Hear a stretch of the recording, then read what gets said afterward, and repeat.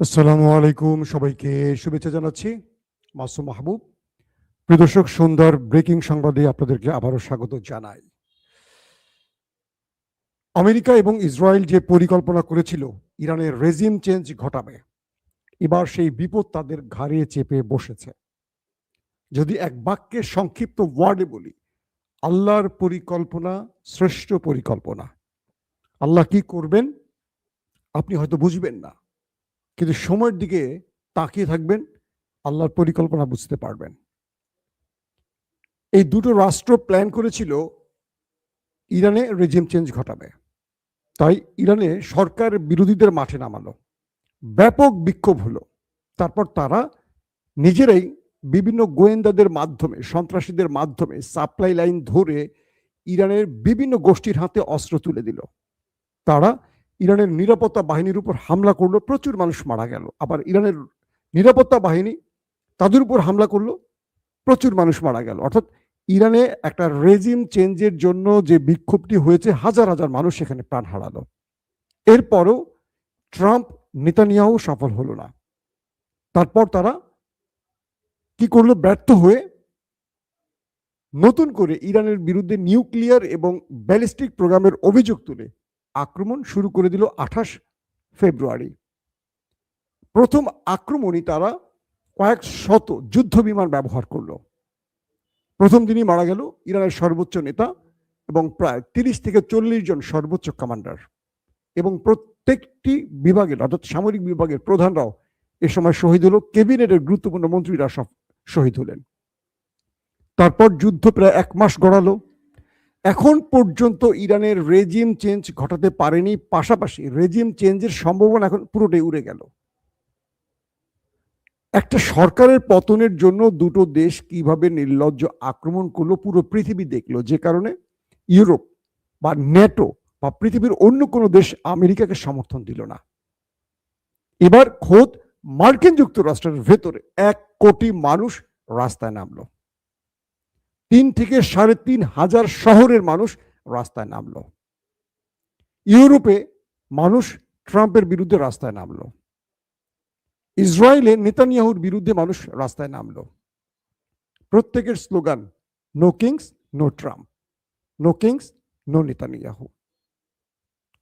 ইসরায়েলের ভেতরে সরকার নিয়ম করেছে 50 জনের মতো, মানে 50 জনের অধিক কেউ এক হয়ে রাস্তায় নামতে পারবে না, কারণ দেশটিতে যুদ্ধকালীন সরকার চলছে। পুলিশ ব্যাপক মারমুখী, যেখানে মানুষ জড়ো হচ্ছে তাদের উপর হামলে পড়ছে, মানুষ থামছে না। আমি কালকে লাইভে আপনাদের ভিডিও দেখিয়েছি কি হয়েছে বা কি হচ্ছে সেই দেশটির ভেতরে। আজকে আমেরিকার দৃশ্য দেখছেন। আমি গতকালকে আপনাদের বলেছি যে আমেরিকা কেঁপে উঠছে। আজকে সকালে লাইভে আমি আপনাদের জানিয়েছি কি হচ্ছে আমেরিকার ভেতরে। এখন দেখেন কি হচ্ছে আমেরিকার ভেতরে। ট্রাম্পের বিরুদ্ধে পুরো দেশটির মানুষ, 1 কোটির উপরে মানুষ সড়কে নেমে গেছে। শুধু আমেরিকায় নয়, আমেরিকার বাইরে ইউরোপীয় দেশগুলোতেও সবাই নেমে গেছে। No Trump, no war, no kings slogan উঠছে।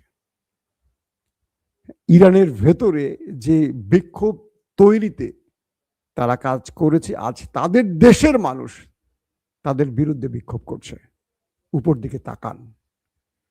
আল্লাহর শ্রেষ্ঠত্ব, আল্লাহর পরিকল্পনা আর কিভাবে দেখাবো আপনাদের বলেন? আমার নাস্তিক বন্ধুরা বলবে, বাতাস তো দেখা যায় না, আল্লাহকে তো দেখা যায় না, অনেক কথা বলেন না। একটু চোখটা বন্ধ করেন। আমি তো দেখতে পাচ্ছি, আপনি কি দেখতে পাচ্ছেন?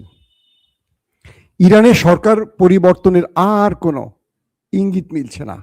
ইরানে আর কেউ সরকার পতনে রাস্তায় নামছে না। তারা বুঝে গেছে ইরানকে লোটার জন্য দুটো দেশ আসছিল, তাদেরকে বোকা বানিয়েছিল। ইরানের জনগণ বুঝতে পেরেছে যে তাদের প্রকৃত সরকার এই সরকারে। তারা নিজের জীবন বাজি রেখে দেশটার জন্য লড়াই করছে। তারা কিন্তু পারে। খুব ক্ষুদ্র একটা প্রশ্ন করি আপনাদের, যারা এখন আছেন আইআরজিসি বা যারা যুদ্ধ করছেন, তারা যদি আত্মসমর্পণ করে চলে যান, আমেরিকা তাদের সবচেয়ে বড় মূল্যায়ন করে প্রচুর টাকা দিয়ে তাদের দেশে ভিসা দিয়ে নাগরিকত্ব দিয়ে নিয়ে যাবে। জানেন, এরকম অফার করা হয়েছে।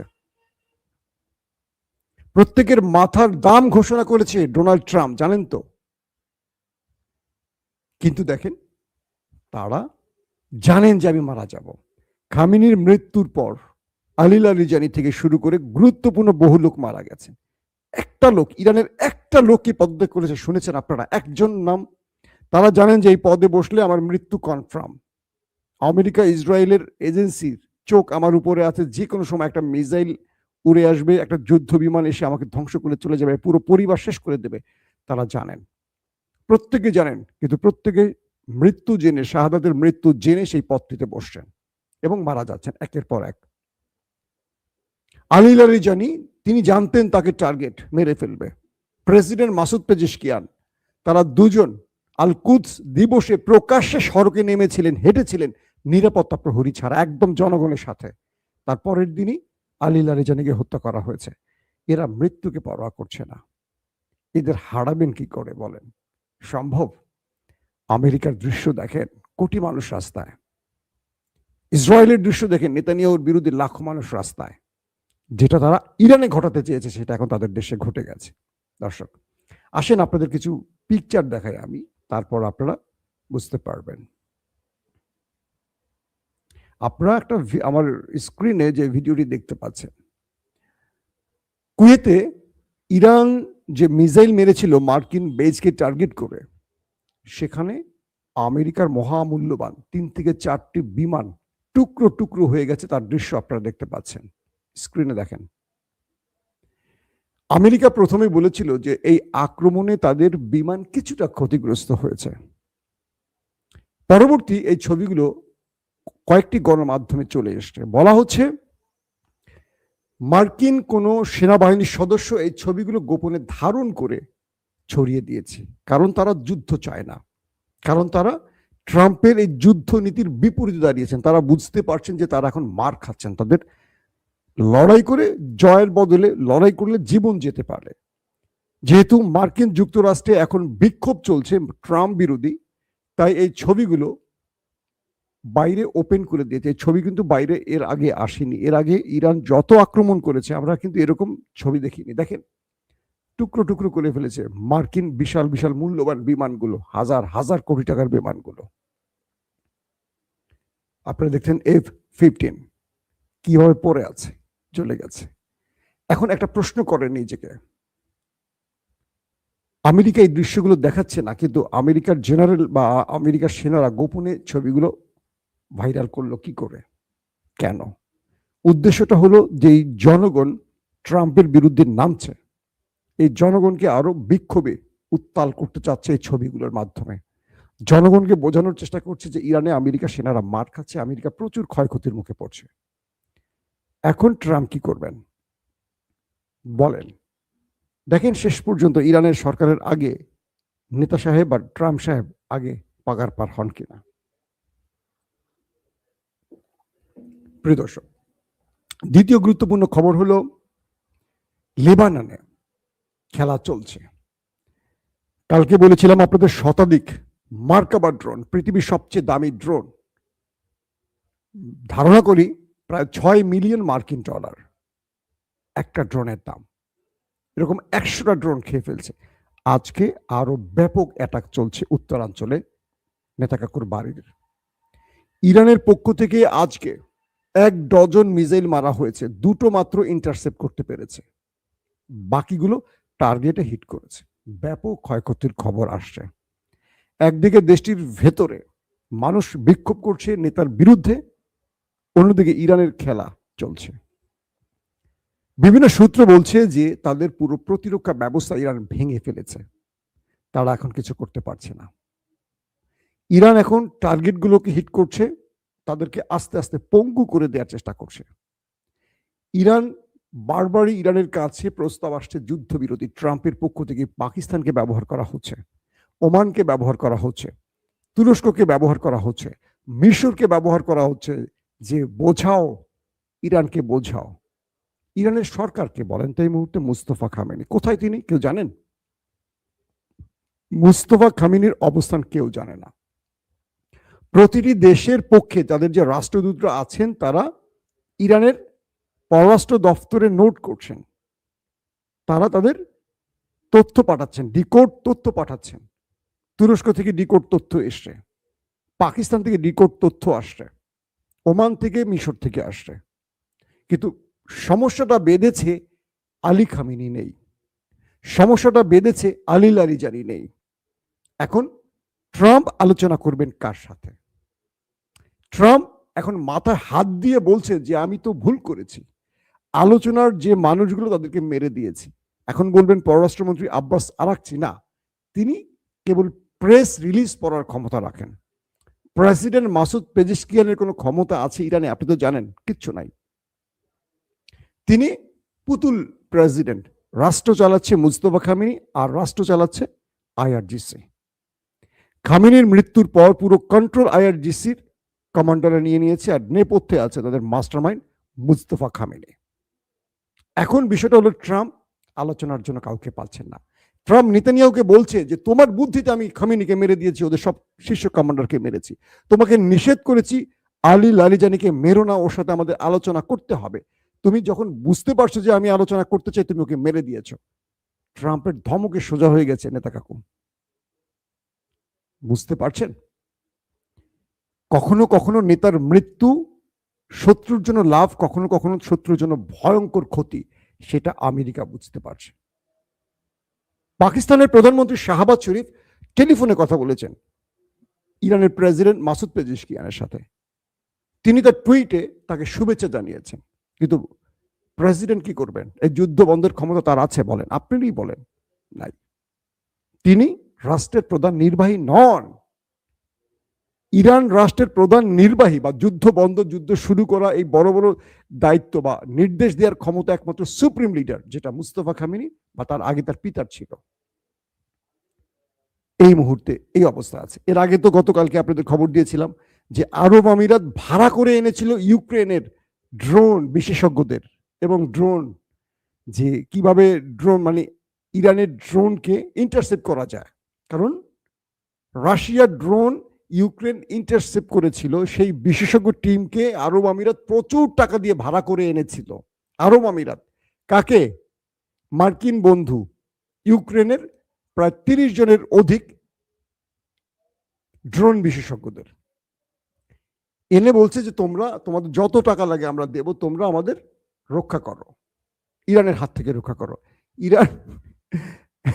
ইরান কি করছে? যখন টের পাইছে যে ইউক্রেনের বিশেষজ্ঞরা আসছে তাদের ড্রোন ঠেকাতে, মারছে ধাম ধাম কয়েকটা ড্রোন। মানে ওরা আসছে ড্রোন ঠেকাইতে, ওখানে মিসাইল নামের ড্রোনই মারছে। 21টাই নাকি ওপারে চলে গেছে। 21 জন ইউক্রেনীয় ড্রোন বিশেষজ্ঞ শু করে চলে গেছে বিনা টিকেটে উপরে। ইরানের খেলা বুঝতে পারছেন কোন লেভেলে চলছে এখন? আরব আমিরাত মাথায় হাত দিয়ে বলছে, ভাই তোদেরকে আনছি ড্রোন থেকে আমাদের বাঁচাতে, তোরা এই ড্রোন হয়ে উপরে চলে গেলি, এটা কি করলি ভাই তোরা?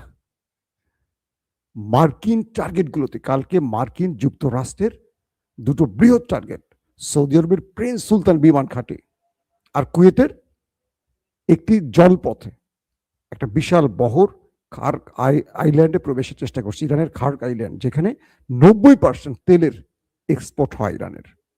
ইরানের দুটো জায়গায় ম্যাসিভ আকারে হিট করে 500 জনকে ওপারে পাঠিয়েছে।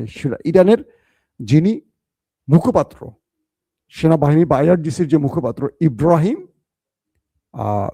আপনারা তাকে দেখেছেন, খুবই স্মার্ট একটা ছেলে, তিনি জানিয়েছেন। শুধু তিনি জানাননি, সঙ্গে সঙ্গে আরেকজন জানিয়েছে। কে জানেন সে? ওয়াশিংটন পোস্ট, মার্কিন গণমাধ্যম। তারা বলেছে দেখেন, এখন চিন্তা করেন এই তথ্যটা পুরোপুরি সত্য হোক আর মিথ্যা হোক, মানে এই তথ্য তো মিথ্যা না, এটার একটা সংখ্যা ধরেন কম বেশি আছে। এখন একটা সেকেন্ড দর্শক,